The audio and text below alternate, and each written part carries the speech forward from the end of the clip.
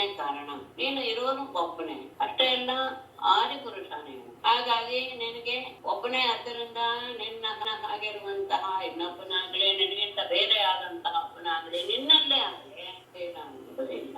ಹಾಗಾಗಿ ಆದ್ರೆ ಕಾಣಿಸ್ತಾ ಇದೆಯಲ್ಲ, ಎಲ್ಲ ಕಾಣಿಸ್ತಾ ಇದೆಯಲ್ಲ ಬೇರೆಗಳು ಅಂತ ಹೇಳಿದ್ರೆ, ನೀನೇ ನಿನ್ನ ಮಾಯೆಯಿಂದ ಸೃಷ್ಟಿಸಿದಂತಹ ಆ ಮಾಯೆಯ ಸ್ವರೂಪವಾದಂತಹ ಸತ್ಸರ್ಗ ಸಮಗುಣಗಳಿಂದ ಆ ವಸ್ತುಗಳ ರೂಪದಲ್ಲಿ ಅಥವಾ ವ್ಯಕ್ತಿಗಳ ರೂಪದಲ್ಲಿ, ದೇವತಾ ರೂಪದಲ್ಲಿ ನೀನು ಬೇರೆ ಬೇರೆಯಾಗಿ ಕಾಣಿಸ್ತೀಯ ಹೊತ್ತು ಅದು ಸಹ ನಿನ್ನ ಮಾಯೆ. ಮತ್ತೆ ಹೇಗೆ ಸೂರ್ಯ ತನ್ನ ಛಾಯೆಯಿಂದಲೇ, ತನ್ನ ಛಾಯೆಯಾದಂತಹ ಮೇಘದಿಂದಲೇ ಮಳೆ ಮಾಡಿಸ್ತಾನೆ, ಮಳೆ ಆಗ್ತಾನೆ ಅಂತ ಅನ್ಸುತ್ತೆ ಮನುಷ್ಯರಿಗೆ ಆಗೋದಿಲ್ಲ. ಅಷ್ಟೇ ಅಲ್ಲ, ಅವನು ತನ್ನ ಛಾಯೆಯಾದಂತಹ ಮೋಡವನ್ನು ನಮಗೆ ತೋರಿಸಿಕೊಡ್ತಾನೆ.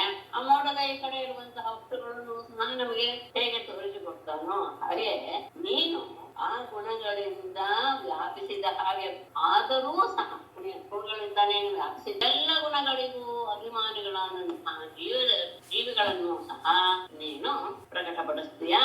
ಅದರ ಹಾಗೆ ನೀನು ಗುಣದಿಂದ ವ್ಯಾಪ್ತನಾಗಿದೆಯಾ ಅಂತ, ಹೇಗೆ ಮೋಡದಿಂದ ವ್ಯಾಪ್ತನಾಗಿಬಿಟ್ಟಿದ್ದಾನೆ ಸೂರ್ಯ ಅಂತ ಜನ ಭಾವಿಸ್ತಾರೋ, ನೀನು ಸಹ ಗುಣಗಳಿಂದ ವ್ಯಾಪ್ತನಾಗಿದೆಯಾ ಅಂತ ಜನ ಭಾವಿಸ್ತಾರೆ. ಆದರೆ ಅಲ್ಲ, ಯಾಕೆಂದ್ರೆ ನೀನು ಸ್ವಯಂ ಪ್ರತೀತನ. ಹೀಗೆ ಸೂರ್ಯನನ್ನು ಮುಚ್ಚೋದಕ್ಕೆ ಹೇಗೆ ಸಾಧ್ಯವಿಲ್ವೋ ಹಾಗಾದಾಗ ನೀನು ಆತ್ಮ ಪ್ರದೀಪನಾದಂತಹ ನಿನ್ನನ್ನ ಮುಚ್ಚೋದಕ್ಕೆ ಸಾಧ್ಯ ಇಲ್ಲ. ಆದರೆ ನಿನ್ನ ಮಾಯೆಯಿಂದ ಮೋಹಿತರಾದಂತಹ ಜನ ಈ ಮಾಯೆಯಿಂದ ಸೃಷ್ಟಿಯಾದಂತಹ ವಿಷಯಗಳಲ್ಲಿಯೇ ತಮ್ಮನ್ನ ತೊಡಗಿಸಿಕೊಂಡು ಅದೇ ನಿಜ ಅಂತ ಭಾವಿಸಿ ಅಂತಹ ದುಃಖದ ಸಮುದ್ರದಲ್ಲಿಯೇ ಅವರು ಮುಳುಗಿ ತೇಲಿ ಮುಳುಗಿ ಆಗ್ತಾ ಇದ್ದಾರೆ. ಇಂತಹ ದೈವದ ಅನುಗ್ರಹದಿಂದ ಸಿಕ್ಕಂತಹ ಈ ಮನುಷ್ಯತ್ವವನ್ನ ಯಾವ ವ್ಯಕ್ತಿ ತನ್ನ ಇಂದ್ರಿಯಗಳನ್ನ ವಶಪಡಿಸಿಕೊಳ್ಳದೆ ನಿನ್ನರಿಸುವುದಿಲ್ಲ. ಇಂತಹ ಮನುಷ್ಯನ ಜನ್ಮ ಸಿಗುವುದು ಅದು ಪುಣ್ಯಕೃತ ಒಂದು, ನಿನ್ನ ಅನುಗ್ರಹವು ಅದಕ್ಕೆ ಪ್ರಧಾನ. ಹಾಗೆಲ್ಲ ಆಗುದಿಲ್ಲ. ನಾವು ಪುಣ್ಯ ಮಾಡಿದ ತಕ್ಷಣ ಮನುಷ್ಯ ಜನ್ಮ ಸಿಕ್ಬಿಡುತ್ತೆ ಅಂತ ನಿನ್ನ ಅನುಗ್ರಹವೂ ಬೇಕು. ಹಾಗಾದಾಗ ನಿನ್ನಿಂದ ಕೊಡಲ್ಪಟ್ಟಂತಹ ಈ ಮನುಷ್ಯನ ದೇಹವನ್ನು ಪಡೆದು ತನ್ನ ಇಂದ್ರಿಯಗಳನ್ನ ವಶ ಮಾಡಿಕೊಂಡು ಪಾಠಗಳನ್ನ ಸ್ಮರಿಸಬೇಕಾಗಿದ್ದು ಆತನ ಕರ್ತವ್ಯ. ಆದ್ರೆ ಅದನ್ನ ಯಾರು ಮಾಡೋದಿಲ್ವೋ ಅವನು ನಿಜವಾಗಿಯೂ ಸಹ ಒಂದು ರೀತಿಯಾದಂತಹ ಜಿಗುಪ್ಸೆಗೆ ಕಾರಣೀಭೂತನಾದಂತಹ ವ್ಯಕ್ತಿ ಆಗ್ತಾನೆ. ಅಷ್ಟೇ ಅಲ್ಲ, ಅವನ ಆತ್ಮದ್ರೋಹಿಯೂ ಸಹ ಆಗ್ತಾನೆ. ಮತ್ತೆ ಯಾರು ನಿನ್ನಂತಹ ಎಲ್ಲರ ಆತ್ಮ ನೀನೆ, ಎಲ್ರಿಗೂ ಪ್ರೀತಿ ಪಾತ್ರ ನೀನೆ, ನಿನ್ನನ್ನು ಆಶ್ರಯಿಸ್ಬಿಟ್ರೆ ಯಾರನ್ನು ಆಶ್ರಯಿಸುವಂತ ಅವಶ್ಯಕತೆ ಇಲ್ಲವೇ ಇಲ್ಲ. ಸರಿ ಒಡೆಯ ಅಂತಹ ನಿನ್ನನ್ನು ಬಿಟ್ಟು ಅದಕ್ಕೆ ಭಿನ್ನವಾದಂತಹ, ಅಂದ್ರೆ ಅನಾತ್ಮವಾದಂತಹ, ಅಪ್ರಿಯವಾದಂತಹ, ಅಸ್ವತಂತ್ರವಾದಂತಹ ವಿಷಯದ ಬಗ್ಗೆ ಅದನ್ನ ಆಶ್ರಯಿಸ್ತಾ ವ್ಯಕ್ತಿ ಅಂದ್ರೆ ಅವನು ನಿಜವಾಗಿಯೂ ಸಹ ಅಮೃತ ಇದ್ರೂ ಸಹ ಅಮೃತವನ್ನು ಬಿಟ್ಟು ವಿಷ ತಿನ್ನುವಂತಹ ಬುದ್ಧಿಯುಳ್ಳವನಾಗಿದ್ದಾನೆ. ಮತ್ತೆ ನಾನು ಚತುರ್ಮುಖ ಬ್ರಹ್ಮ, ಎಲ್ಲ ದೇವತೆಗಳು, ಪರಿಶುದ್ಧ ಸ್ವಭಾವದ ಮುನಿಗಳು ಎಲ್ಲರೂ ಸಹ ಸರ್ವ ಪ್ರಕಾರದಿಂದ ನಿನ್ನನ್ನ ಆಶ್ರಯಿಸಿ ಬಿಟ್ಟಿದ್ದೇವೆ.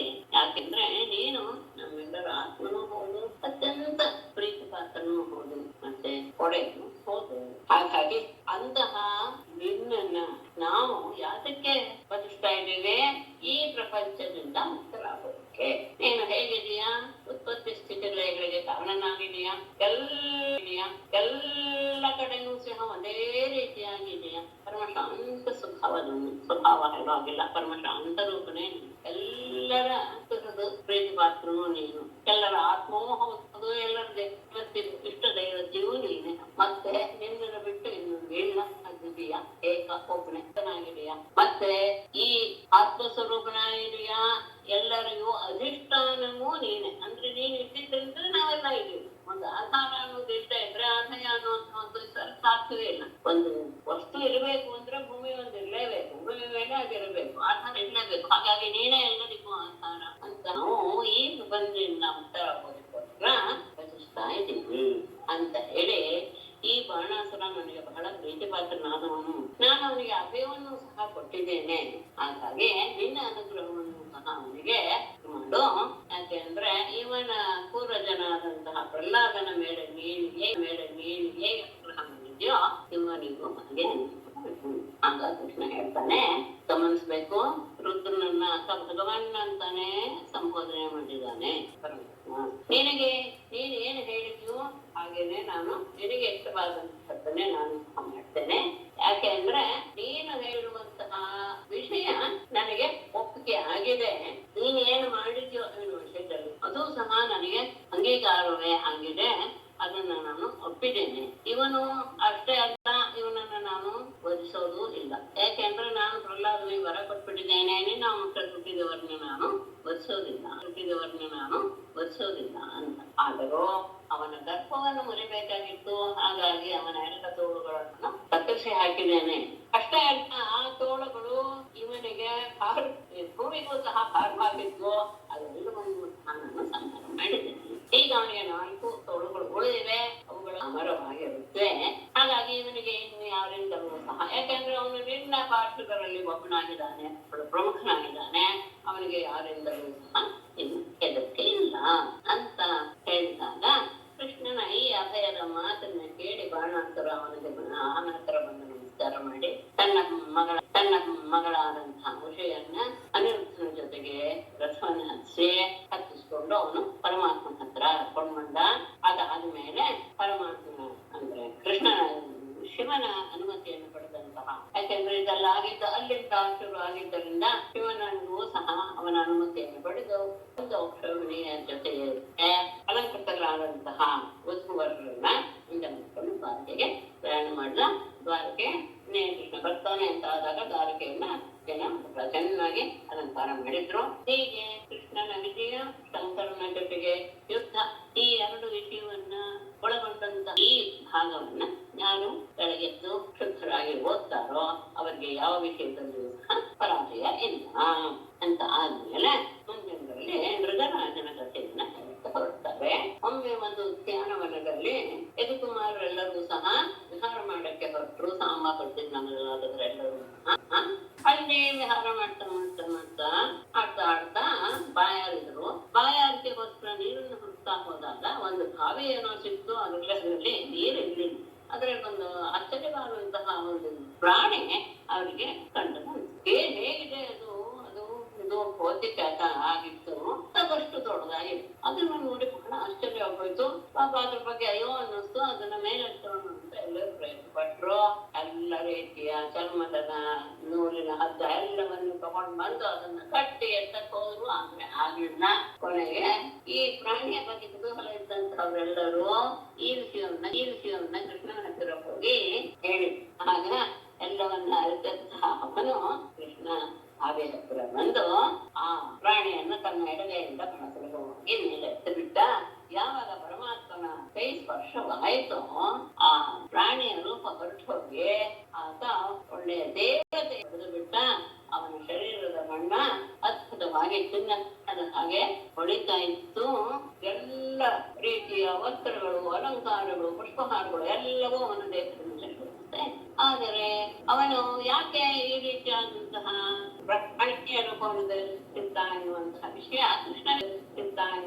ವಿಷಯ ಕೃಷ್ಣನಿಗೆ ಗೊತ್ತಿತ್ತು. ಆದರೂ ಅವನಿಗೆ ಅದೆಲ್ಲ ಬರೋದಕ್ಕೆ ಕಾರಣ ಏನು, ಏನ್ ಮಾಡ್ದ ಅವನನ್ನ ಕೇಳ್ತಾನೆ, ನೀನ್ ಯಾರಪ್ಪ? ಅತ್ಯಂತ ಶ್ರೇಷ್ಠವಾದಂತಹ ರೂಪ ನಿಂದು, ಯಾರೋ ಒಬ್ಬ ದೇವತೆ ಅಂತ ನನಗೆ ಅನಿಸ್ತಾ ಇದೆ ನಿನ್ನನ್ನು ನೋಡಿದ್ರೆ. ಈ ರೀತಿಯಾದಂತಹ ಪ್ರಾಣಿಯ ಜನ್ಮವನ್ನು, ಯಾಕೆಂದ್ರೆ ನಿನ್ನ ನೋಡಿದ್ರೆ ನೀನು ಇಂತಹ ಜನ್ಮವನ್ನು ಪಡೆಯೋದಕ್ಕೆ ಅರ್ಹನಲ್ಲ ಅಂತ ಅನ್ನಿಸ್ತಾ ಇದೆ. ಅತ್ಯಂತ ಯೋಗ್ಯವಾದ ವ್ಯಕ್ತಿ ಅಂತ ಅನ್ನಿಸ್ತಾ ಇದೆ. ನಮಗೆಲ್ಲ ಇದ್ರ ಬಗ್ಗೆ ಬಹಳ ಕುತೂಹಲ ಇದೆ. ತೊಂದರೆ ಇಲ್ಲ, ಏನು ಬಾಧಕವಿಲ್ಲ ಅಂದ್ರೆ ನಮ್ಗೆ ಆ ವಿಷಯವನ್ನು ತಿಳಿಸು ಅಂತ ಹೇಳಿದಾಗ ಆತ ಪರಮಾತ್ಮನನ್ನ ನಮಸ್ಕಾರ ಮಾಡ್ತಾ ಹೇಳ್ತಾನೆ, ನಾನು ಮೃಗ ಎನ್ನುವಂತಹ ಒಬ್ಬ ಖಿನ್ನತೆ ಅಂದಿನಾಥ ಸರ್ವಭೂತಾತ್ಮ ಸಾಕ್ಷಿಣಃ ಕಾಲೇನ ಅವ್ಯಾಹೃತಃ ಪಕ್ಷೇ ಯಥಾಪಿ ತವಾಜ್ಞೆಯ ನಾಥ ಸರ್ವಭೂತಾತ್ಮ ಸಾಕ್ಷಿಣಃ ಕಾಲೇನ ಅವ್ಯಾಹೃತ ದೃಶಃ ಕಿನ್ನು ತೇ ಅವಿದ್ಯಂ ಅಥಾಪಿ ತವ ಆಜ್ಞೆಯ ಪಕ್ಷೇ. ನಾಥ ಎನ್ನುವ ಶಬ್ದವನ್ನ ಪರಮಾತ್ಮನಿಗೆ ತುಂಬಾ ಕಡೆ ಬಳಸ್ತಾರೆ. ಆದರೆ ಅದಕ್ಕೆ ನಿಜವಾದ ಅರ್ಥ ಏನು ಅನ್ನೋದನ್ನ ಅದ್ಭುತವಾಗಿ ನಮ್ಮ ಶ್ರೀಧರಿಯ ವ್ಯಾಖ್ಯಾನ ಅವೆಲ್ಲ ಆಡಿ ಟಿಪ್ಪಣಿಯಲ್ಲಿ ತಗೊಂಡಿದ್ದಾರೆ. ಹೇಳಿದ್ದಾರೆ. ಏನು ನಾಥ ಅಂದ್ರೆ ಒಡೆಯ ಅಂತ ಅರ್ಥ. ಆದ್ರೆ ಆ ಒಡೆಯ ಹೇಗಿರ್ಬೇಕು ಅನ್ನೋದಕ್ಕೆ ಒಂದು ಲಕ್ಷಣವನ್ನು ಕೊಡ್ತಾರೆ. ಸ್ವಾರ್ಥ ಇರಬಾರ್ದು ಆ ವ್ಯಕ್ತಿ, ತನಗೋಸ್ಕರ ಅನ್ನುವಂತಹ ಯಾವ ಭಾವ ಇರಬಾರ್ದು. ಅಷ್ಟೇ ಇಲ್ಲ, ಇನ್ನೊಬ್ಬರ ದುಃಖವನ್ನು ಹೋಗಲಾಡಿಸಬೇಕೆನ್ನುವಂತಹ ಗುಣ, ದಯಾಗುಣ. ಆಮೇಲೆ ತನ್ನನ್ನ ಆಶ್ರಯಿಸಿದವರ ಅನಿಷ್ಟವನ್ನೆಲ್ಲ ಹೋಗಲಾಡಿಸುವಂಥದ್ದು. ಮತ್ತೆ ಇವನು ನಮ್ಮವನು, ಅವನು ಬೇರೆಯವನು ಎನ್ನುವಂತಹ ಯಾವ ಬೇರ ಭಾವವಿಲ್ಲದೆ ಕೇವಲ ನನ್ನನ್ನು ಆಶ್ರಯಿಸಿದ್ದಾನೆ ಎನ್ನುವ ಒಂದೇ ಮಾತು ಕೂಡ ಅವನನ್ನ ರಕ್ಷಣೆ ಮಾಡುವಂತವರು ನಾಮಕ. ಅದು ಪರಮಾತ್ಮನಿಗೆ ಮಾತ್ರ ಅನ್ವಯವಾಗಿತ್ತು, ಉಳಿದವರಿಗೆ ಅನ್ವಯವಾಗಲ್ಲ. ವಿಶೇಷ ಆನಾಮ ಶಬ್ದಕ್ಕೆ ಹೇಳ್ಬೇಕು ಅನ್ನಿಸ್ತು. ಹೇಳಿ ಇಂತಹ ಪರಮಾತ್ಮ ಸರ್ವಭೂತ ಆತ್ಮ ಸಾಕ್ಷಿಣ, ಎಲ್ಲ ಜೀವಿಗಳಲ್ಲಿಯೂ ಸಹ ಬುದ್ಧಿಯಲ್ಲಿ ನೀನು ಸಾಕ್ಷಿ ರೂಪದಲ್ಲಿದೆಯಾ. ಬುದ್ಧಿ ಕೆಲಸ ಮಾಡ್ತಾ ಇದೆ ಅಂದ್ರೆ ಅದು ನೀನು. ಹಾಗಾಗಿ ಎಲ್ಲರಲ್ಲಿಯೂ ಸಹ ಅಂತರ್ಯಾಮಿಯಾಗಿ ಅಂತಃಸಾಕ್ಷಿಯಾಗಿರುವ ಬುದ್ಧಿ ರೂಪದಲ್ಲಿ ಇರುವಂತಹ, ಅಷ್ಟೇ ಅಲ್ಲ ಕಾಲೇನ ಅವ್ಯಾಕೃತ ದೃಶ. ನಿನಗೆ ಎಷ್ಟೋ ಆಯ್ತು, ಕಾಲ ಯಾವ್ದೋ ಮಧ್ಯದಲ್ಲಿ ಅಡೆತಡೆ ಬಂದು ಮರ್ತೋಯ್ತು ಎನ್ನುವುದಿಲ್ವೇ ಇಲ್ಲ. ಜ್ಞಾನಕ್ಕೆ ನಿನಗೆ ಯಾವ ರೀತಿಯ ತಡೆಯೂ ಸಹ ಇಲ್ಲ. ಅಂತಹ ದೃಷ್ಟಿಯುಳ್ಳಂತಹದ್ದೇ ನಿನಗೆ ಕಿಮ್ಮವಿದಿತಂ, ಯಾವ ವಿಷಯ ಗೊತ್ತಿಲ್ಲ, ಎಲ್ಲವೂ ನಿನಗೆ ಗೊತ್ತಿರುತ್ತೆ ಇದೆ. ಎಲ್ಲರಲ್ಲಿಯೂ ಇದೆಯಾ ನಿನಗೆ. ಮತ್ತೆ ಯಾವ ಕಾಲ ತಡೆಯೂ ಇರೋದಿಲ್ಲ, ಇರೋನು ಒಬ್ಬನೇ ಯಾವಾಗ್ಲೂ ಇರ್ತೀಯ. ಹಾಗಾಗಿ ನಿನಗೆ ಗೊತ್ತಿಲ್ಲ ಅನ್ನೋದಿಲ್ಲ. ಅಥಾಪಿ ಆದರೂ ಸಹ ತವ ಆಜ್ಞೆ, ನೀನು ಕೇಳಿದೀಯ, ನಿನ್ನ ಆಜ್ಞೆಗೆ ಒಪ್ಪಿ ನಾನು ಒಪ್ಪಿಗೆ ಹೇಳ್ತೇನೆ. ಸರ್ವಭೂತಗಳಲ್ಲಿ ಅಂತಃಸಾಕ್ಷಿ ಆಗಿರುವಂತಹ ನಿನಗೆ ಗೊತ್ತಿಲ್ಲ ಅನ್ನೋದು ಯಾವುದು ತಾನೇ ಇದಕ್ಕೆ ಸಾಧ್ಯ? ಯಾಕೆಂದ್ರೆ ನಿನ್ನ ಜ್ಞಾನ ಕಾಲದ ತಡೆ ಇಲ್ಲ. ಆದರೂ ನಿನ್ನ ಆಜ್ಞೆ ಅಂತ ಭಾವಿಸಿ ನಾನು ಇದನ್ನು ಉತ್ಸಾಹವನ್ನು ಹೇಳ್ತೇನೆ. ಏನು ಅವನು ದಾನ ಮಾಡಿರೋದೆಷ್ಟು ಅಂತ ಹೇಳ್ತಾನೆ, ಕೇಳ್ಕೊಳ್ಳಿ. ಯಾವತ್ಯಸ್ತಿ ಕದಾ ಭೂಮೇ ಯಾವತ್ಯೋಧಿ ವಿತಾರಕ ಯಾವತ್ಯವಶಧಾರಾಶ್ಚ ತಾವತೀಹಿ ಅದದಾಂ ಸ್ಮ ಭೂಮೇಃ ಯಾವತ್ಯಃ ಸಿಕತಾಃ ದಿವಿ ಯಾವತ್ಯಃ ತಾರಕಾಃ ಯಾವತ್ಯಃ ವಶಧಾರಾಃ ಚ ತಾವತೀಹಿ ಗಾಃ ಅದದಾಂ. ಭೂಮಿಯಲ್ಲಿ ಎಷ್ಟು ಮರಳುಗಳ ಕಣಗಳಿವೆಯೋ, ಮರಳುಗಳು ಅಂದ್ರೆ ಎಣಸದ ಎಷ್ಟು ಇವೆಯೋ, ದಿವಿ ಆಕಾಶದಲ್ಲಿ ಎಷ್ಟು ತಾರಕೆಗಳಿವೆಯೋ, ಚುಕ್ಕೆಗಳಿವೆಯೋ, ಮತ್ತೆ ಯಾವತ್ಯಃ ವರ್ಷಧಾರ ಮಳೆ ಬೀಳುವಾಗ ಅದರಲ್ಲಿ ಎಷ್ಟು ಹನಿಗಳಿವೆಯೋ, ತಾವತೀಹಿ ಅಷ್ಟು ಸಂಖ್ಯೆಯಾದ ಹಸುಗಳನ್ನು ಅದನ್ನು ದಾನ ಮಾಡಿದ್ದೇನಷ್ಟೇ. ಪೃಥ್ವಿಯಲ್ಲಿರುವಂತಹ ಮರಳಿನ ಕಣಗಳಷ್ಟು ಆಕಾಶದಲ್ಲಿರುವಂತಹ ತಾರೆಗಳು, ಮಳೆ ತಾರೆಗಳ ಹನಿಗಳು ಎಷ್ಟು ಸಂಖ್ಯೆಯಲ್ಲಿ ಇದೆಯೋ ಅಷ್ಟು ನಾನು ಗೋದಾನವನ್ನು ಮಾಡಿದ್ದೇನೆ. ಆ ಗೋವುಗಳೇನು ಕಡಿಮೆ ಅಂತದ್ದಲ್ಲ. ವಯಸ್ವನೇಹಿ ತರುಣೇ ಶ್ರೀಡ ರೂಪಗುಣೋಪನ್ನ ಕಪಿಲಾ ಹೇಮ ಶೃಂಗೇ ನ್ಯಾಯಾರ್ಜಿತ ರೂಪ್ಯಪುರಾಸ್ತವತ್ತ ದುಕೂಲ ಮಾಲಾಭರಣಾದಗೌ ಅಹಂ.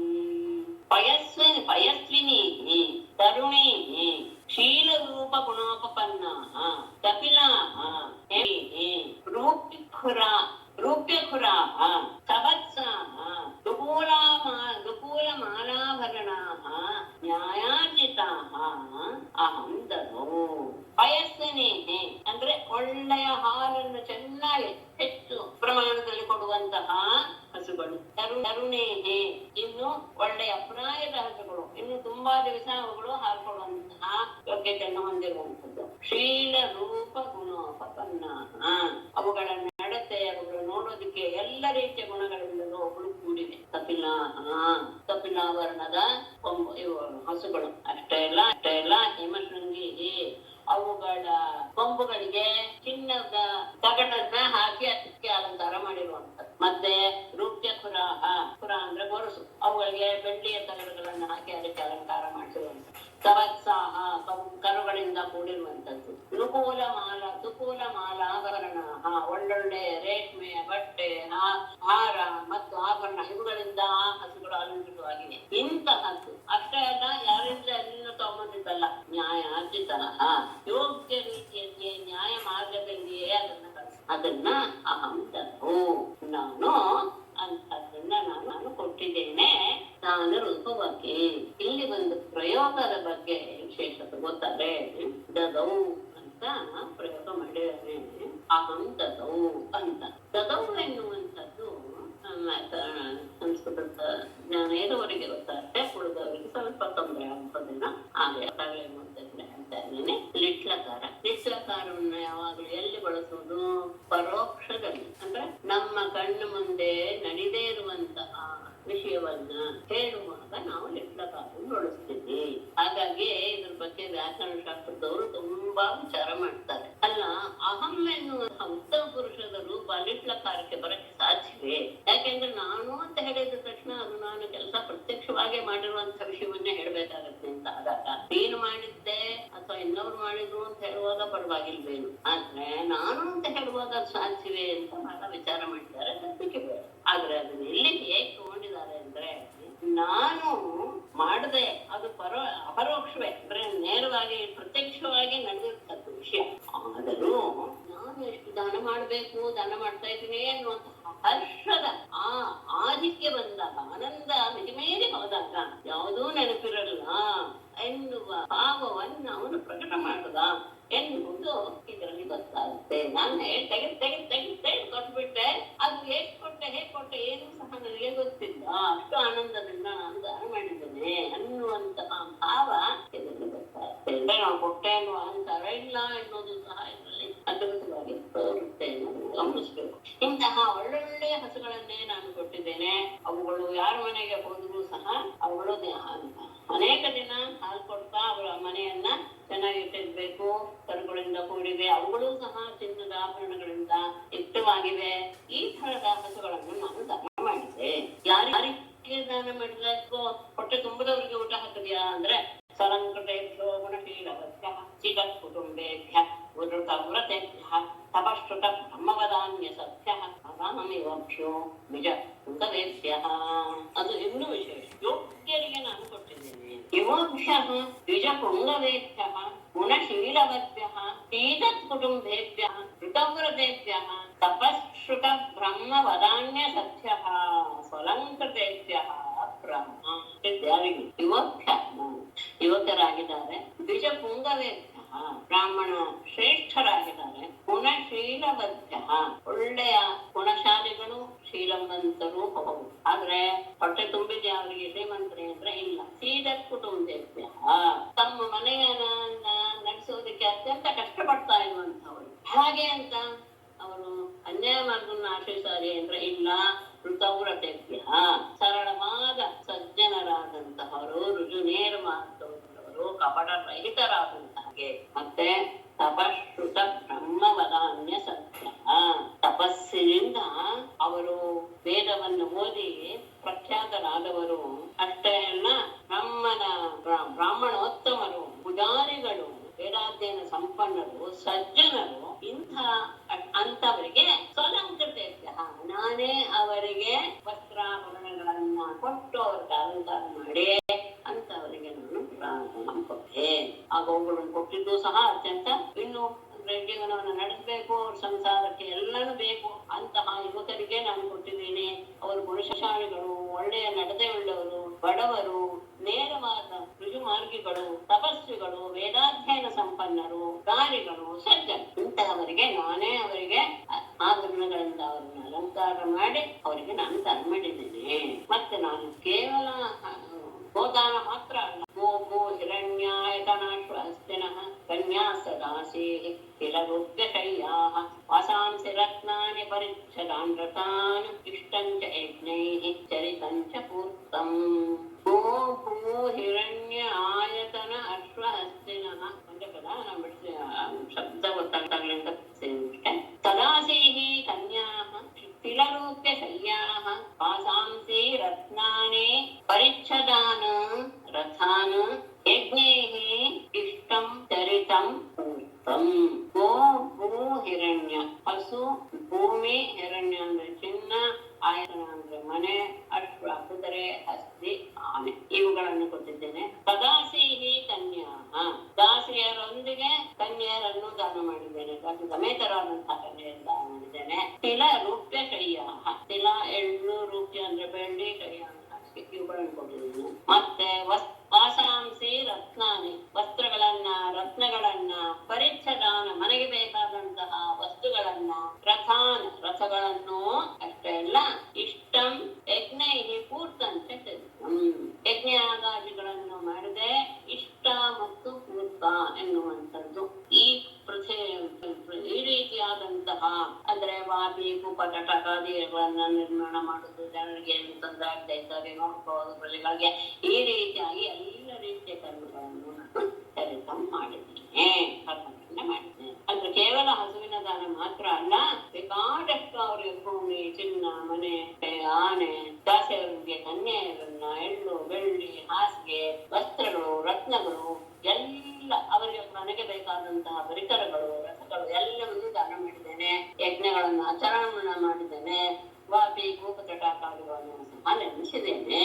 ಆದರೆ ಒಮ್ಮೆ ಏನು ಹಾಗೆ ಕಸ್ಯಚಿತ್ ದ್ವಿಜ ಮುಖ್ಯಸ್ಯ ಭ್ರಷ್ಟ ಮಮ ಗೋಧನೆ ಸಂಪೃಕ್ತ ಅವಿದುಷ ಸಾಚ ಮಯಾ ದತ್ತ ದ್ವಿಜಾತಯೇ. ಕಸ್ಯಚಿತ್ ದ್ವಿಜ ಮುಖ್ಯಸ್ಯ ಭ್ರಷ್ಟ ಮಮ ಗೌ ಭ್ರಷ್ಟ ಗೌ ಮಮ ಗೋಧನೆ ಸಂಪೃಕ್ತ ಅವಿದುಷ ಮಯಾ ಸಾಚ ದ್ವಿಜಾತಯೇ. ಒಮ್ಮೆ ಏನಾಯ್ತು, ಕಸ್ಯಚಿತ್ ಒಬ್ಬ ದ್ವಿಜ ಮುಖ್ಯಸ್ಯ ಬ್ರಾಹ್ಮಣ ಶ್ರೇಷ್ಠನ, ಬ್ರಾಹ್ಮಣಿಗೆ ದಾನ ಮಾಡಿದ್ದೇನೆ ನಾನು. ರಕ್ತ ಗೋಹು, ಆ ಹಸುಗಳಲ್ಲಿ ಒಂದು ಹಸು ತಪ್ಪಿಸ್ಕೊಂಡು ಬಂದು ಮನ ಬೋಧನೆ ನನ್ನ ಹಸುಗಳ ಸಮೂಹದಲ್ಲಿ ಅದು ಸಮೃದ್ಧ ಸೇರಿಕೊಳ್ಳುತ್ತೆ. ಒಬ್ಬರಿಗೆ ನಾನು ಹಸುಗಳನ್ನು ದಾನ ಮಾಡಿದಾಗ ಯಾವರ ಒಂದು ಹಸು ಅದು ಬಂದು ಮತ್ತೆ ಸಾಮಾನ್ಯ ತಮ್ಮ ಇದಕ್ಕೆ ಪಾಕಿಸ್ತಾನಿಗೆ ಬಂದ್ಬಿಡುತ್ತಲ್ಲ ಕೆಲವು ಅದೇ ಇದರಿಂದ ಸಂಸ್ಕಾರದಿಂದ, ಹಾಗೆ ಬಂದು ಮತ್ತೆ ನನ್ನ ಹಸುವಿನ ಇದಕ್ಕೆ ಸೇರ್ಕೊಂಡ್ ಬಿಡ್ತು. ಅವಿದುಷಾಮಯ, ನನಗೆ ಗೊತ್ತಿಲ್ಲದೆ ಇರುವಂತಹ ನನ್ನಿಂದ ಸಹಜ ಆ ಹಸುವು ವಿಚಾರತೆಯೇ ದತ್ತ, ಇನ್ನೊಬ್ಬ ಮನುಷ್ಯನಿಗೆ, ಇನ್ನೊಬ್ಬ ಬ್ರಾಹ್ಮಣನಿಗೆ ಅದನ್ನ ದಾನವನ್ನು ಕೊಟ್ಟೆ. ಒಬ್ಬನಿಗೆ ಕೊಟ್ಟಂತಹ ಹಸುಗಳ ದಾನವನ್ನು ಕೊಟ್ಟಾಗ ಒಂದು ಹಸು ಎಲ್ಲೋ ತಪ್ಪಿಸ್ಕೊಂಡು ಮತ್ತೆ ಹಸುಗಳ ಮಂದೆಯಲ್ಲಿ ಸೇರ್ಕೊಂಡ್ಬಿಡ್ತು. ಅದು ನನಗೆ ಗೊತ್ತಾಗಲಿಲ್ಲ. ಆ ಹಸುವನ್ನು ನಾನು ಇನ್ನೊಬ್ಬ ಬ್ರಾಹ್ಮಣನಿಗೆ ದಾನ ಮಾಡಿಬಿಟ್ಟೆ. ಅದು ಅವನಿಗೆ ಗೊತ್ತಾಯ್ತು. ತಾಮೀಯಮಾನ ತತ್ಸ್ವಾಮಿ ದೃಷ್ಟವಾಜಮೇ ಪಿತಂ ಮೇ ಪ್ರತಿಗ್ರಾಹ್ಯಾಹ ಡುಗೋ ಮೇ ದತ್ತವಾನಿ ನಿಯಮಾನ ತತ್ ಸ್ವಾಮಿ ದೃಷ್ಟ್ವಾ ಉವಾಚ ತಂ ಉವಾಚ ಮಮ ಇತಿ ಪ್ರತಿಗ್ರಾಹಿ ಆಹ ಮಮ ಇತಿ ಮೇ ಮೃಗಃ ದತ್ತವಾನ್ ಇತಿ ನಿಯಮಾನಂ ತಾಂ. ಅಂದ್ರೆ ಎರಡನೇವನಿಗೆ ಅರ್ಥ ಕೊಟ್ಬಿಟ್ಟಲ್ಲ, ಕಳೆದುಕೊಂಡು ಹೋಗ್ತಾ ಇರುವಂತಹ ಆ ಹಸುವನ್ನ ತತ್ ಸ್ವಾಮಿ ಮೊದಲು ಯಾರು ನನ್ನಿಂದ ಪಡ್ಕೊಂಡಿದ್ನೋ ಅದರ ಒಡೆಯ ದೃಷ್ಟ ಆ ಹಸುವನ್ನು ನೋಡಿ ತಮ್ಮವಾಚ ಯಾರು ಹಸುವನ್ನು ಕಳೆದುಕೊಂಡು ಹೋಗ್ತಾ ಇದ್ದಾನೋ ಅವನನ್ನು ಕುರಿತು ಹೇಳಿದ್ರಲ್ಲ ಮಮ್ಮ ಇತಿ, ಈ ಹಸು ನನ್ನದು ಅಂತ ಹೇಳ್ತ. ಆಗ ಪ್ರತಿಗ್ರಾಹಿ ಯಾರು ಈಗ ರಾಜನಿಂದ ಸೇರ್ಕೊಂಡಿದ್ದ, ಪ್ರತಿಗ್ರಾಹಿ ಸೇರ್ಕೊಂಡ ಅವನು ಮಮ ಇತಿ ಇಲ್ಲ ಅದು ನಂದು, ಯಾಕೆ ಮೇ ಮೃಗ ದತ್ತವಾನಿತಿ, ನನಗೆ ಈಗ ಇನ್ನೊಂದು ರಾಜ ದಾನ ಮಾಡಿದ್ದಾನೆ. ಹಾಗಾಗಿ ಯಾವಾಗ ಇವನು ಕರ್ಕೊಂಡು ಹೋಗ್ತಾ ಇದ್ದಾನೋ ಅದರ ಮೊದಲಿನ ಒಡೆಯ ಅಂದ್ರೆ ಯಾವಾಗ ತಪ್ಪಿಸ್ಕೊಂಡ್ಬಿಟ್ಟಿರ್ತಾ ಇಲ್ಲ ಅವನಿಗೆ ಈ ಹಸುವಿನ ಗುರ್ತು ಸಿಕ್ತು, ಈ ಹಸು ನಂದು ಅಂತ ಅವನನ್ನ ಹೇಳ್ಕೊಂಡ. ಆಗ ಅವನು ಹೇಳ್ತಾನೆ, ಇಲ್ಲ ಇಲ್ಲ ನಾನು ಹೇಗಿನ್ನೂ ನಗರಾಜ ಕೊಟ್ಟಿದ್ದನ್ನ ನಾನು ತಗೊಂಡ್ ಬರ್ತಾ ಇದ್ದೇನೆ, ಇದು ನಂದು ಅಂತ ಇವರು ಜಗಳ ಆಡೋದಕ್ಕೆ ಶುರು ಮಾಡಿದ್ರು. ವಿಪ್ರೋ ವಿವರಮಾನೋ ಮಾಂ ಪೂಜತು ಸ್ವಾರ್ಥ ಸಾಧಕಂ ಭವಾನ್ ದಾತ ಅಪಹರ್ತೇತಿ ದಕ್ಷುತ್ವಾ ಮೇ ಅಭವತ್ ಭ್ರಮಃ. ಹಾಗೆ ನಾನು ವಿವರಮಾನೋ ಸ್ವಾರ್ಥ ಸಾಧಕೋ ವಿಪ್ರೋ ಮಾಂ ಪೂಜತು ಭವಾನ್ ದಾತ ಭವಾನ್ ಅಪಹರ್ತ ಇತಿ ತತ್ ಶ್ರುತ್ವಾ ಮೇ ಭ್ರಮಃ ಅಭವತ್. ವಿವರಮಾನೋ ಹೀಗೆ ವಾದ ಮಾಡ್ತಾ ಸ್ವಾರ್ಥ ಸಾಧಕೋ ಎರಡೂ ಸಹ ತಮ್ಮದೇ ಸರಿ ಅಂತ ಸಾಧಿಸ್ಕೊಳ್ತಾ ಇರುವಂತಹ ಇದ್ದಂತಹ ವಿಪ್ರವು ಆ ಬ್ರಾಹ್ಮಣರಿದ್ದರು ನನ್ನ ಹತ್ತಿರ ಬಂದು ಆ ವಿಷಯವನ್ನು ಊಚಕಗೂ ಹೇಳಿದರು. ಏನು ಮೊದಲೇ ಯಾರು ಈಗ ಕರ್ಕೊಂಡು ಹೋಗ್ತಾ ಇದ್ದಾನ ಅಲ್ಲ, ಅವನು ಹೇಳ್ದ ಭಗವಾನ್ ನೀನು ನನಗೆ ಕೊಟ್ಟಿದ್ದೀಯಾ, ಇದನ್ನ ನೀನ್ ನನಗೆ ದಾನ ಮಾಡಿದ್ದೀಯಾ ಅಂತ. ಇನ್ನೊಬ್ಬ ಹೇಳ್ತಾನೆ, ಯಾರು ಮೊದಲೇ ಆ ಹಸುಗೆ ಮೊದಲು ಒಡೆ ಆಗ್ತಾ ಇದ್ದಾನೆ ಅಪಹಾರ, ನೀನ್ ಅದನ್ನ ತಂದಿದ್ಯಾ ಅಂತ ಹೇಳ್ತಾನ. ನೀನ್ ನಾನು ಕೊಟ್ಟಿದ್ಯಾ ಅಂತ ಇವ್ನು ಹೇಳ್ತಾ ಇದ್ದಾನೆ, ಇನ್ನೊಬ್ಬ ಹೇಳ್ತಾ ಇದ್ದಾನೆ ನೀನು ಅದನ್ನ ಕಚ್ಚಿದ್ದೀಯಾ ಅಂತ. ತಕ್ಷುತ್ತ ಹೀಗೆ ಅವರಿಬ್ಬರು ಮಾತನ್ನು ಕೇಳಿ ಮೇ ಭ್ರಮ ಆಗೋಯ್ತು, ನನಗೆ ಬಹಳ ಭ್ರಮೆ ಆಗೋಯ್ತು. ಅಂದ್ರೆ ಮನಸ್ಸು ಕಲಿಕೆ ಹೋಯ್ತು, ಏನ್ ಮಾಡೋದು ಈ ಸಂದರ್ಭದಲ್ಲಿ ಎನ್ನುವಂತಹ ವಿಚಾರ ಹೊರಗಿಲ್ಲ. ಅವನು ನೀನ್ ನನಗ್ ದಾನ ಮಾಡಿಕೊಟ್ಟಿದ್ಯಾ ಅಂತಾನೆ, ಇನ್ನೊಬ್ಬ ನೀನ್ ನನ್ನ ಹಸುವನ್ನು ಕಟ್ಟಿದ್ಯಾ ಅಂತ ಹೇಳ್ತಾನೆ. ಹೀಗೆ ಆಗದಾಗ ಅವರಿಬ್ಬರು ಹೇಳೋದು ಸರಿನೇ. ಹಾಗಾದ್ರೆ ನನಗೆ ಏನ್ ಮಾಡ್ಬೇಕು ಅಂತ ಗೊತ್ತಾಗ್ಲಿಲ್ಲ. ಹಾಗೇನ್ ಮಾಡಿದೆ ನಾನು, ಅನುನೀತವು ಪೌವಿತ್ರವು ಧರ್ಮ ಕೃಚ್ಛಗತೇನ ವೈ ಗವಾನ್ ಲಕ್ಷಂ ಪ್ರಕೃಷ್ಟಾನ ದಾಸ್ಯಾಮಿ ಏಷ ಪ್ರದೀಯತಃ. ಧರ್ಮ ಕೃಚ್ಛಗತೇನ ತೌ ವಿಪ್ರವು ಉಭೌ ವಿಪ್ರವು ಅನುನೀತೌ ಪ್ರಕೃಷ್ಟಾನಾಂ ಗವಾನ್ ಲಕ್ಷಂ ದಾಸ್ಯಾಮಿ ಏಷ ಪ್ರತಿದೀಯತಾಂ. ಆಗ ಧರ್ಮ ಕೃಚ್ಛಗತೇನ ಈಗ ಒಟ್ಟು ಧರ್ಮ ಸಂಕಟವಾಗೋಯ್ತು, ಧರ್ಮದ ವ್ಯತ್ಯಾಸ ಆದ್ರೆ ಈಗ ಅವನು ತಗೊಂಡು ಇವನು ಕೊಟ್ಟಂಗಾಯ್ತು ಅಂತಾರೆ. ಅದು ಅವನು ಹೇಳ್ದಂಗ ಹೌದು ಕತ್ತಿದ್ದೇ ಆಗ್ಬಹುದು, ಹೌದಾ? ಮತ್ತೆ ಇನ್ನೊಬ್ಬರದನ್ನ ಇವನೇ ಕೊಟ್ಟಂಗಾಯ್ತು. ಈ ಎಂತಹ ಧರ್ಮ ಸಂಕಟಕ್ಕೆ ಸಿಕ್ಕಲಿಕ್ಕಿದಂತಹ ನನ್ನಿಂದ ಉಭವಿಪ್ರವು ಅನುನಿತ್ತವು, ಆ ಇಬ್ಬರು ಬ್ರಾಹ್ಮಣರು ಸಹ ಈ ರೀತಿಯಾಗಿ ಅವರಿಗೆ ಅನುನಯ ಮಾಡಿದೆ. ಏನಂತ, ಪ್ರಕೃಷ್ಟಾನ ವಾಂ ಲಕ್ಷಂ ದಾಸ್ಯಮಿ, ಅತ್ಯಂತ ಶ್ರೇಷ್ಠವಾದಂತಹ 1,00,000 ಹಸುಗಳನ್ನು ನಾನು ನಿಮಗೆ ಕೊಡ್ತೇನೆ. ಏಷ ಪ್ರದೀಯತ, ಈ ಹಸುವನ್ನು ನನಗೆ ಕೊಟ್ಬಿಡಿ, ಇಬ್ಬರಿಗೂ ಕೊಟ್ಬಿಡ್ತೀನಿ, ಇದನ್ನ ನನಗೆ ಹಿಂದಕ್ಕೆ ಕೊಟ್ಬಿಡಿ. ಅದರ ಪ್ರತಿಫಲವಾಗಿ ನಾನು 1,00,000 ಹಸುಗಳನ್ನ, ಶ್ರೇಷ್ಠವಾದ ಹಸುಗಳನ್ನು ಕೊಡ್ತೇನೆ, ಆ ಹಸುವನ್ನು ನಿಮಗೆ ಕೊಡ್ತೀರಿ ಅಂತ ಧರ್ಮ ಸಂಕಟ ಇದು. ಹಾಗೆ ಅಂತ ಅವರಿಬ್ಬರನ್ನು ಸಮಾಧಾನ ಮಾಡಕ್ಕೆ ಪ್ರಯತ್ನ ಪಟ್ಟು. ಅಷ್ಟೇ ಅಲ್ಲ, ಭವಂತವನ್ನು ಗೃಹ್ಣೇತ ಕಿಂಕರಸ್ಯ ಅವಿಜಾನತಃ ಸಮುದ್ಧರತ ಮಾಂ ಕೃಚ್ಛ್ರಾತ್ ಪತಂತಂ ನಿರಯೇತು ಚೌ. ಅವಿಜಾನತಃ ಕಿಂಕರಸ್ಯ ಭವಂತೌ ಅನುಗೃಹ್ಣೇತಾಂ ಅಶುಚೌ ನಿರಯೇ ಕೃಚ್ಛ್ರಾತ್ ಅಶುಚೌ ನಿರಯೇ ಪತಂತಂ ಮಾಂ ಸಮುದ್ಧರತ. ಹೇಳ್ತಾನೆ, ಅವಿಜಾನತಃ ಗೊತ್ತಿರದೆ ಕಿಂಕರಸ್ಯ ಸೇವಕನಾದ ನನ್ನ ಬಗ್ಗೆ ಭವಂತೌ ಅನುಗೃಹ್ಣೇತಾಂ, ನೀವಿಬ್ಬರು ಅನುಗ್ರಹವನ್ನು ಮಾಡಿ. ನನಗೆ ಈ ವಿಷಯ ಗೊತ್ತಾಗಿಲ್ಲ, ಯಾವುದೋ ಒಂದು ತಪ್ಪಿನಿಂದ ನಾನು ಈ ರೀತಿಯಾದಂತಹ ಕೆಲಸವನ್ನು ಮಾಡಿಬಿಟ್ಟಿದ್ದೇನೆ.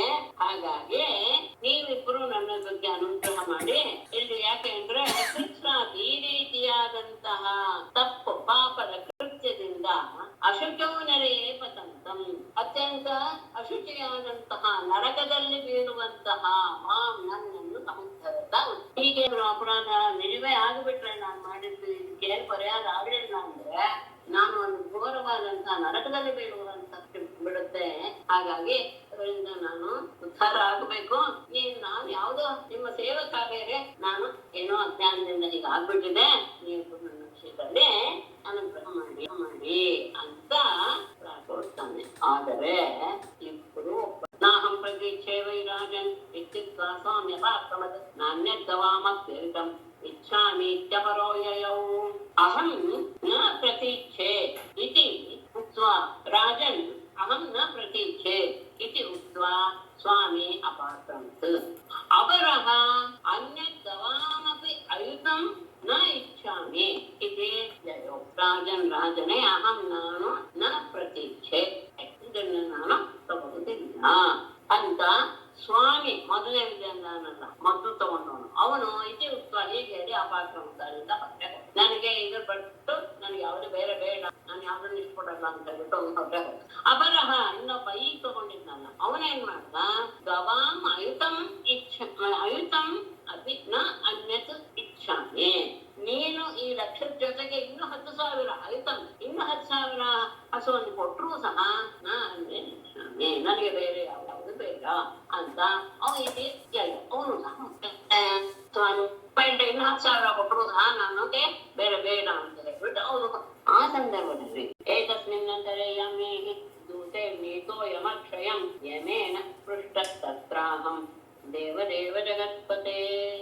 ಈ ವಿಷಯದಲ್ಲಿ ತುಂಬಾ ಚೆನ್ನಾಗಿ ತಗೊಂಡಿದ್ದಾರೆ. ಏಕಸ್ಮಿನ್ ಅಂತರೆ ಯಾಮ್ಯೈಹಿ ದೂತೈಹಿ ಯಮಕ್ಷಯಂ ನೀತಃ ತತ್ರ ದೇವ ದೇವ ಜಗತ್ಪತೆ ಅಹಂ ಯಮೇನ ಪೃಷ್ಟಃ. ಏಕಸ್ಮಿನ್ ಅಂತರೆ ಈ ಸಂದರ್ಭದಲ್ಲಿ ಅಂದ್ರೆ ಆ ಶಬ್ದವನ್ನು ತಗೊಳ್ತಾರೆ ವ್ಯಾಖ್ಯಾನಕಾರರು. ಇಲ್ಲಿಯವರೆಗೂ ಅವನು ಬಹಳ ಉತ್ತಮನಾಗಿ ರಾಜ್ಯಭಾರ ಮಾಡ್ತಾ ಇದ್ದಿದ್ರಿಂದ ಅವನಿಗೆ ಎನ್ನುವುದು ಬಂದೇ ಇರಬೇಕು. ಯಾವುದೇ ಆಗ್ಲಿ, ಯಾವುದೇ ಸಾಯೋದಿಕ್ಕೆ ಒಂದು ಕಾರಣವೇ. ಅದಕ್ಕೆ ಕೆಲಸಕ್ಕೆ ಹಿಂದೆಲ್ಲ ನಾವು ಗಮನಿಸಿದ್ವಿ ಅಂತ ಏನ್ ತಪ್ಪು ಮಾಡ್ತಾನೆ ಅಂತ ನೋಡ್ತಾನೆ ಅಂತ ಇತ್ಯಾದಿ ಹೇಳ್ತಾ ಇರ್ತೀವಿ. ಅಂದ್ರೆ ತಪ್ಪು ಮಾಡಿದಾನೆ ಅಂತ ಹೇಳಿದ ತಕ್ಷಣ ಅವನ ಸರಿ ಅವನಿಗಾಯುಷ ಮುಗಿದು ತಗೊಂಡು ಅದನ್ನೇ ಹೇಳ್ತಾರೆ. ಏಕಸ್ಮಿನ್ ಅಂತಾರೆ ಅಂದ್ರೆ ಇಲ್ಲಿಯವರೆಗೂ ಸಹ ಅವನು ಅತ್ಯಂತ ಉತ್ತಮನಾಗಿದ್ದ, ಪಾಪವನ್ನೇ ಮಾಡಿರದೇ ಇದ್ದಿದ್ರಿಂದ ಇವನನ್ನ ಕರ್ಕೊಂಡು ಹೋಗೋಕೆ ಅಸಮರ್ಥರಾಗ್ಬಿಟ್ಟಿದ್ರು ಯಮದೂತರು. ಈಗ ಒಂದು ತಪ್ಪು ಅವನಿಂದ ಆಗೋಯ್ತು. ಇದನ್ನೇ ಕಾಯ್ತಾ ಇದ್ದಂತಹ ಅವರು ಏಕಸ್ಮಿನ್ ಅಂತ ಇದೇ ಸಮಯದಲ್ಲಿ ಯಾಮ್ಯೈಹಿ ದೂತೈಹಿ ಯಮದೂತರಿಂದ ಯಮಕ್ಷಯಂ ನೀತ. ಕ್ಷಯ ಅಂದ್ರೆ ಮನೆ, ಯಮನ ಭವನಕ್ಕೆ ಅವನನ್ನ ಕರ್ಕೊಂಡು ಹೋದ್ರು. ಇದಾದ ತಕ್ಷಣ ಕರ್ಕೊಂಡು ಹೋದರು. ಅಂದ್ರೆ ಆಗ ಅವನ ಆಯುಷ್ಯ ಕಾಯ್ತಾ ಇದ್ರು, ಕರ್ಕೊಂಡು ಹೋದ್ರು. ಅಲ್ಲಿ ತತ್ರ ದೇವದೇವ ಜಗತ್ಪತೆ ಹೇಳ್ತಾ ಇದ್ದಾನೆ ಪರಮಾತ್ಮನೆ. ಅಹಂ ಯಮೇನ ಪೃಷ್ಟ. ಆ ಯಮನ ಹತ್ತಿರ ಹೋದಾಗ ಯಮ ನನ್ನನ್ನ ಕೇಳ್ದ. ಯಮನಿಂದ ನಾನು ಕೇಳಲ್ಪಟ್ಟೆ. ಯಮ ನನ್ನ ಕೇಳ್ದ. ಆಯುಷ್ಯ ಮುಗಿದ ಮೇಲೆ ಅವನನ್ನು ಕರ್ಕೊಂಡು ಹೋದಾಗ, ಮುಗಿದ ಮೇಲೆ ಅದೇ ಕಾರಣ ಇಟ್ಕೊಂಡು ಅವನ ಆಯುಷ್ಯ ಮುಗಿಯುತ್ತೆ ಮದುವೆ ತಗೊಂಡು ಕರ್ಕೊಂಡು ಹೋದ್ರು. ಅಲ್ಲಿ ಪರಮಾತ್ಮ ಸಂಬೋಧಿಸಿ ಹೇಳ್ತಾ ಇದ್ದಾನೆ, ನಾನು ಯಮ ನನ್ನನ್ನು ಕೇಳ್ದ. ಪೂರ್ವಂತಂ ಅಶುಭಂ ಪುಂಕ್ಷೆ ಉಟಾಮೋಪತೆ ಶುಭಂ ನಾಂತಂ ದಾನಸ್ಯ ಧರ್ಮಸ್ಯ ಪಶ್ಯೇ ಲೋಕಸ್ಯ ಭಾಸ್ವತಃ. ತ್ವಂ ನೃಪತೆ ನೃಪತೆ ತ್ವಂ ಪೂರ್ವಂ ಅಶುಭಂ ಪುಂಕ್ಷೆ ಉತಾಮೋ ಶುಭಂ ದಾನಸ್ಯ ಧರ್ಮಸ್ಯ ನ ಅಂತಂ ಭಾಸ್ವತಃ ಲೋಕಸ್ಯ ಅಂತಂ ನ ಪಶ್ಯೇ. ರಾಜ ನನ್ನ ಯಮ ಕೇಳ್ತಾನಂತೆ, ನೃಪತೆ ರಾಜನೇ, ತ್ವಂ ಏನು ಪೂರ್ವ ಮೊದಲು ಅಶುಭಂ ಪುಂಕ್ಷೆ ಅಂದ್ರೆ ಪಾಪದ ಫಲವನ್ನ ನೀನು ಮೊದಲು ಅನುಭವಿಸ್ತೀಯೋ, ಉತಾಹೋ ಶುಭಂ ಅಥವಾ ಶುಭ ಫಲವನ್ನ ನೀನು ಅನುಭವಿಸ್ತೀಯೋ.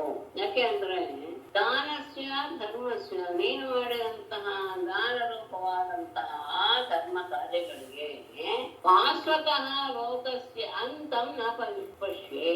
ಅತ್ಯಂತ ತೇಜೋಮಯವಾದಂತಹ ಲೋಕದ ಫಲಕ್ಕೆ ಅಂತ್ಯವನ್ನೇ ನಾವು ನೋಡ್ತಾ ಇಲ್ಲ. ಅಂದ್ರೆ ಅಷ್ಟು ನೀನು ದಾನ ಧರ್ಮ ಮಾಡ್ಬಿಟ್ಟಿದೀಯ. ಎಷ್ಟು ಲೋಕಗಳು ನಿನ್ಗೆ ಸಿಗುತ್ತೆ ಅಂದ್ರೆ ಅದು ನನಗೆ ಲೆಕ್ಕವೇ ಸಿಗ್ತಾ ಇಲ್ಲ. ಅಂತಹ ಒಳ್ಳೊಳ್ಳೆಯ ಲೋಕಗಳು ನಿನಗೆ ಪ್ರಾಪ್ತವಾಗಿದೆ. ಹಾಗಾಗಿ ಅದರ ಅಂತ್ಯವೇ ನನಗೆ ಕಾಣಿಸ್ತಾ ಇದೆ. ಹಾಗಾಗಿ ನೀನು ಮೊದಲು ಅಶುಭ ಫಲವನ್ನ ತಗೋತೀಯೋ ಶುಭ ಫಲವನ್ನು ತಗೋತೀಯೋ ಅಂತ ಪ್ರಶ್ನೆ ಮಾಡಿದಾಗ, ಪೂರ್ವಂ ದೇವ ಅಶುಭಂ ಭುಂಜೆ ಇದು ಪತೆ ಸಹ ತಾವರತ್ರಾಕ್ಷಮಾತ್ಮಾನಂ ಕೃತ್ತದಾಸಂ ಪತನ್ ಪ್ರಭೋ ದೇವ ಅಶುಭಂ ಪೂರ್ವಂ ಭುಂಜೆ ಇತಿ ಪ್ರಾಹ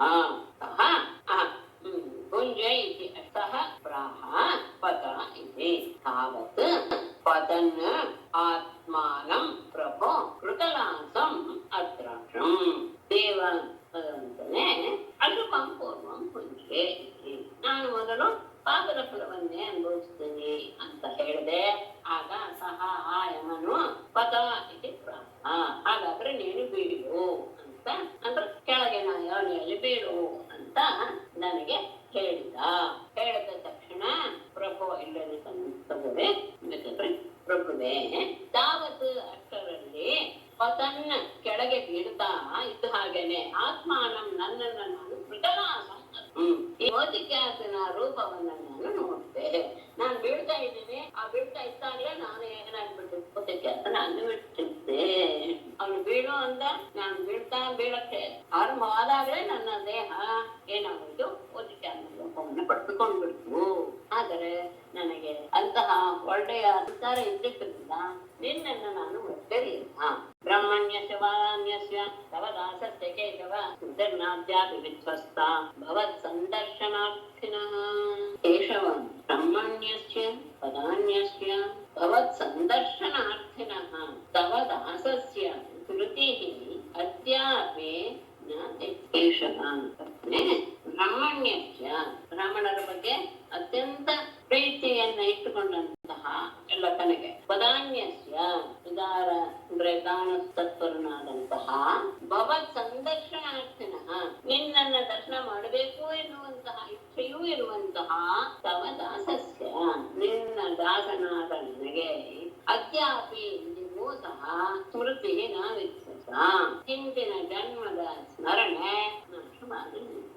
ನಾನು ಬ್ರಾಹ್ಮಣರಿಗೆ ಅತ್ಯಂತ ಬ್ರಾಹ್ಮಣರನ್ನು ಅತ್ಯಂತ ಪ್ರೀತಿಯಿಂದ ಗೌರವಿಸುತ್ತಿದ್ದೆ, ದಾನದಲ್ಲಿ ನಿರತನಾಗಿದ್ದೆ. ನಿನ್ನ ದಾಸನೂ ಹೌದು, ಅಷ್ಟೇ ಅಲ್ಲ ನಿನ್ನ ದರ್ಶನ ಮಾಡಲೇಬೇಕು ಅನ್ನುವಂತಹ ಬಯಕೆಯೂ ನನ್ನಲ್ಲಿ. ಹಾಗಾಗಿಯೇ ಇದುವರೆಗೂ ನಿನ್ನ ಸ್ಮರಣೆಯೂ ಸಹ ನನ್ನಿಂದ ತಪ್ಪಿರಲಿಲ್ಲ. ಅಂತಹ ಆದರೆ ನನ್ನ ಜನ್ಮದಲ್ಲಿಯೂ ಸಹ ನೀನು ನನ್ನ ಕಣ್ಣಿಗೆ ಕಂಡು ಬಿಟ್ಟೆ, ಅದು ಮಾತ್ರ ನನಗೆ ಮಾಡ್ತಾನೆ ಅನುಗ್ರಹ.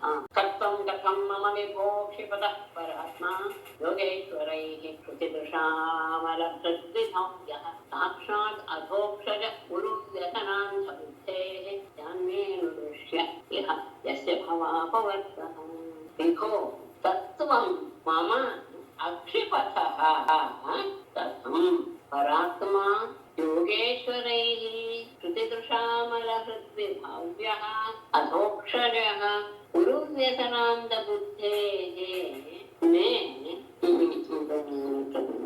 ಅಧೋಕ್ಷಜ ಯಸ್ಯ ಇಹ ಭವಾಪವರ್ಗಃ ತಸ್ಯ ಅಂತ ತಗೊಳ್ಬೇಕು.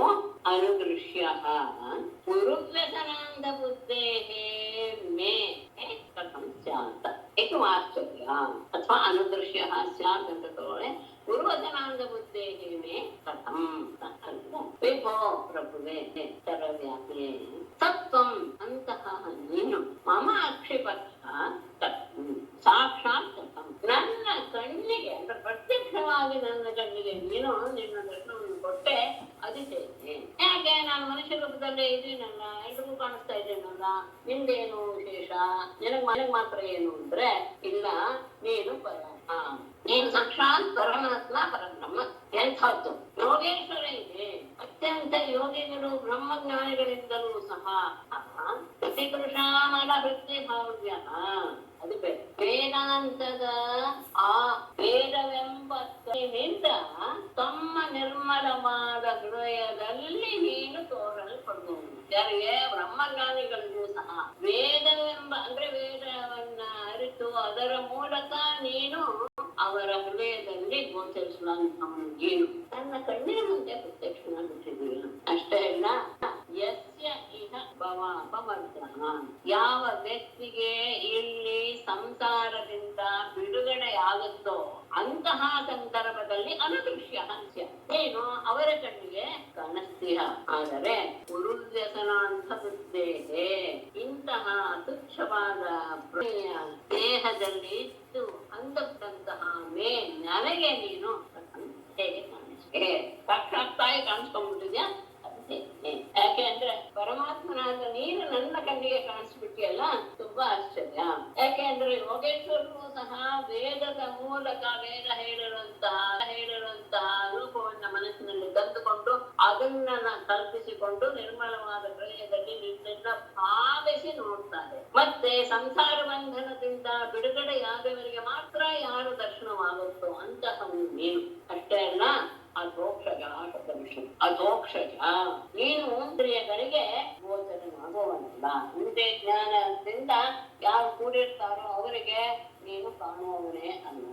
ಅಂತಹ ನೀನು ಈ ರೀತಿಯ ತುಚ್ಛವಾದ ಪ್ರಾಣಿಯ ಜನ್ಮದ ದುಃಖದಿಂದ ಪೂರ್ಣನಾದಂತಹ ದರ್ಶನ ಕೊಟ್ಬಿಟ್ಟಿಯಲ್ಲ, ಇದನ್ನು ನಾನು ಬೇಡ.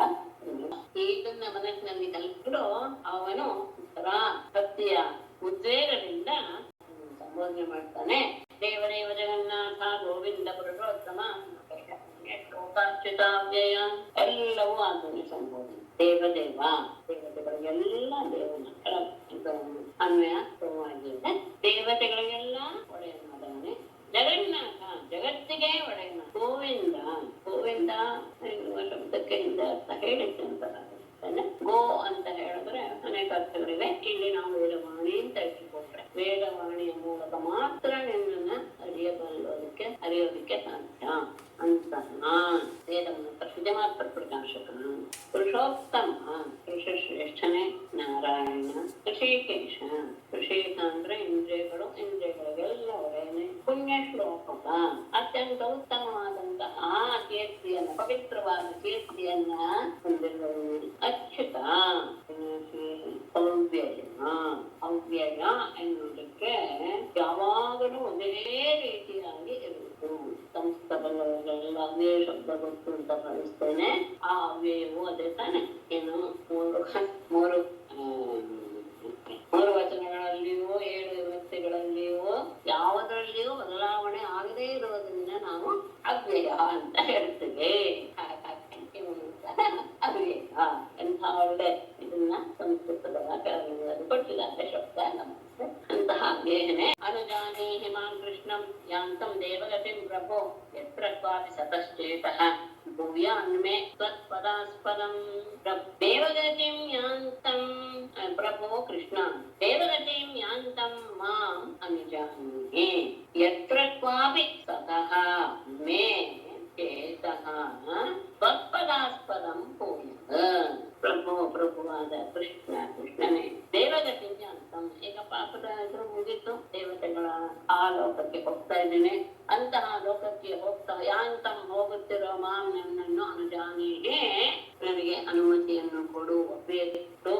ಅಷ್ಟೇ ಅಲ್ಲ, ಯತ್ರ ಕ್ವಾಪಿ ಸತಃ ನಾನು ಮುಂದೆ ಯಾವುದೇ ಯೋನಿಯಲ್ಲಿ ಜನ್ಮವನ್ನು ಹೊಂದಿರಲಿ ಅಥವಾ ಯಾವ ರೀತಿಯಾದರೂ ಇರಲಿ. ಯಾಕೆಂದ್ರೆ ಇನ್ನೊಂದು ಬೇರೆ ಯೋನಿಯಲ್ಲಿ ಜನ್ಮ ತಾಳ್ತಾನೆ ಅಂತ ಹೇಳಕ್ಕೆ ನನಗೆ ಅನಿಸಿಲ್ಲ. ಯಾಕೆಂದ್ರೆ ಅವನಿನ್ನೂ ಉತ್ತಮವಾದಂತಹ ಲೋಕವನ್ನೇ ಹೊಂದಾನೆ.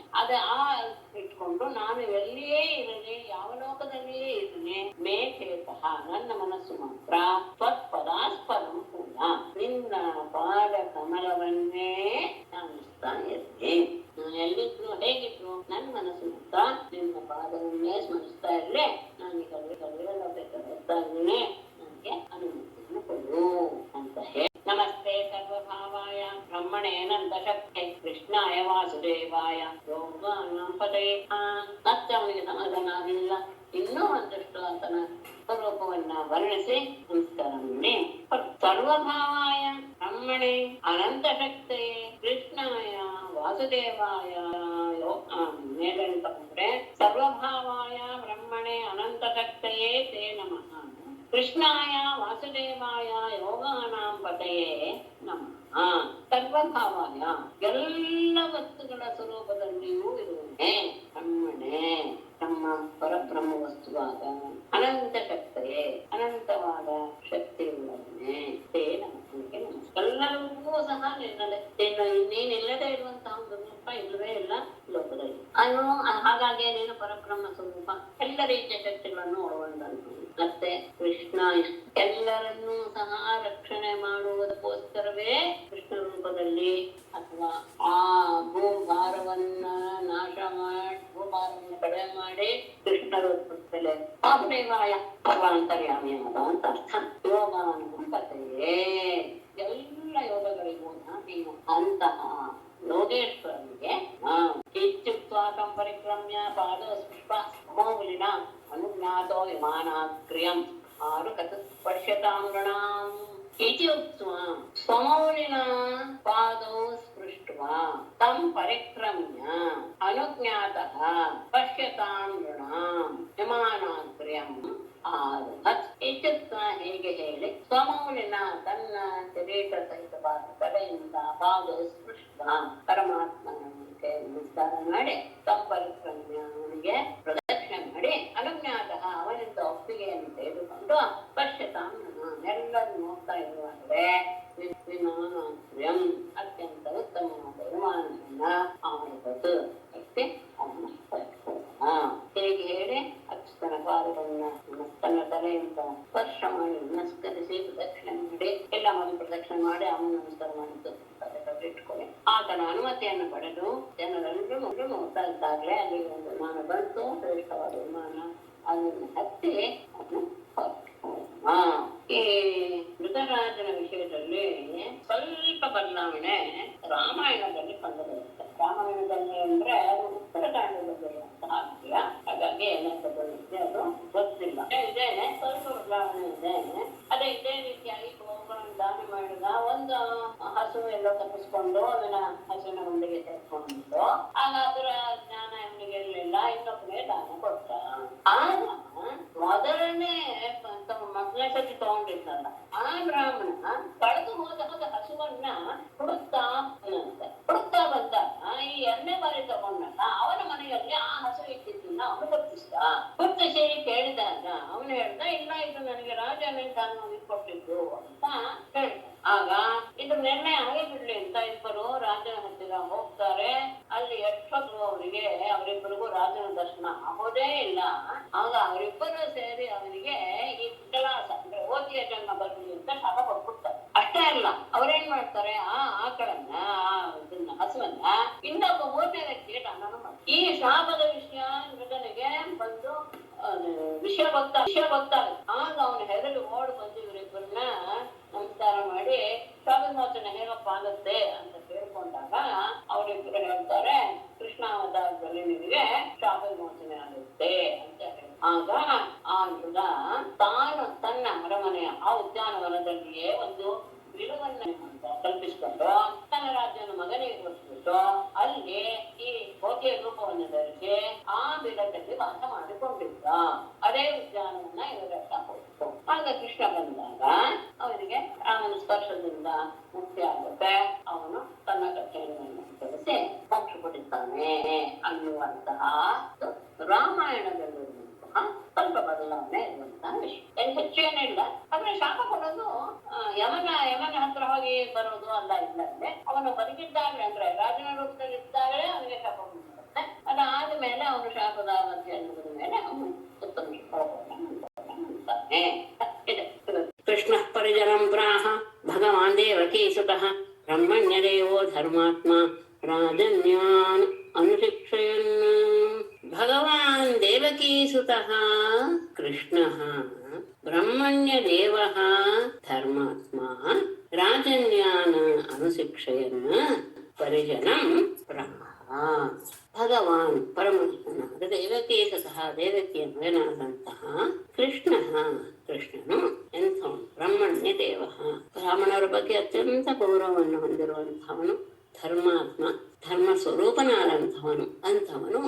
ರಾಜನ್ಯಾನ್ ಅನುಶಿಕ್ಷಯನ್, ಕ್ಷತ್ರಿಯರು ಹೇಗಿರಬೇಕು ಅನ್ನೋದನ್ನ ತಿಳಿಸಿಕೊಡುವ ರೀತಿಯಲ್ಲಿ ಅವರಿಗೆ ಉಪದೇಶವನ್ನು ಕೊಡುವಂತಹ ಸಂದರ್ಭವನ್ನು ತಂದುಕೊಂಡು ಪರಿಜನಂ ಪ್ರಾಹ, ತನ್ನ ಕುಟುಂಬದವರೇ ನೆರೆದಾರಲ್ಲ ಅವರನ್ನು ಉದ್ದೇಶಿಸಿ ಮುಂದೆ ಆಡುವ ಮಾತನ್ನ ಆಡ್ತಾನೆ. ಆತನೇ ಎಂಥವನು, ಪರಮಾತ್ಮನೇ ಎಂಥವನು ಅಂದ್ರೆ ಅವನೇ ಬ್ರಾಹ್ಮಣ ಪ್ರಿಯ ಧರ್ಮಾತ್ಮ. ಆತ್ಮ ಶಬ್ದಕ್ಕೆ ಅನೇಕ ಅರ್ಥಗಳಿವೆ. ಒಂದೊಂದು ಕಡೆ ಒಂದೊಂದು ರೀತಿಯಾದಂತಹ ಅರ್ಥವನ್ನು ನಾವು ತಗೊಳ್ತೇವೆ, ಗಮನಿಸಿದ್ದೀರಾ ಅಂತ ಭಾವಿಸ್ತೇನೆ. ಆತ್ಮ ಶಬ್ದಕ್ಕೆ ಮನಸ್ಸು, ಆತ್ಮ ಅಂದ್ರೆ ನಾವು ಸಹಜವಾಗಿ ಏನ್ ತಿಳ್ಕೊಂಡಿವೋ ಆತ್ಮ ಎನ್ನುವಂಥ ಒಂದು ಅರ್ಥ ಒಂದು.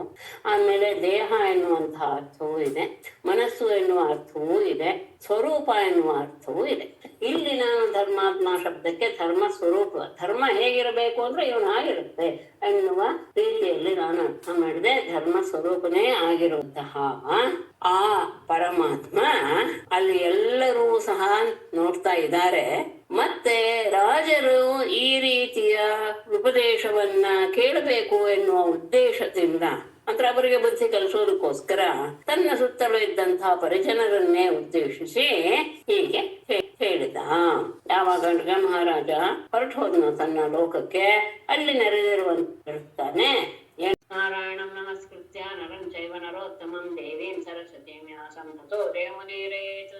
ಸರ್ವೇ ಭವಂತು ಸುಖಿನಃ, ಸರ್ವೇ ಸಂತು ನಿರಾಮಯಾಃ, ಸರ್ವೇ ಭದ್ರಾಣಿ ಪಶ್ಯಂತು, ಮಾ ಕಶ್ಚಿತ್ ದುಃಖಭಾಗ್ ಭವೇತ್. ಧನ್ಯವಾದಗಳು. ನಮಸ್ತೆ.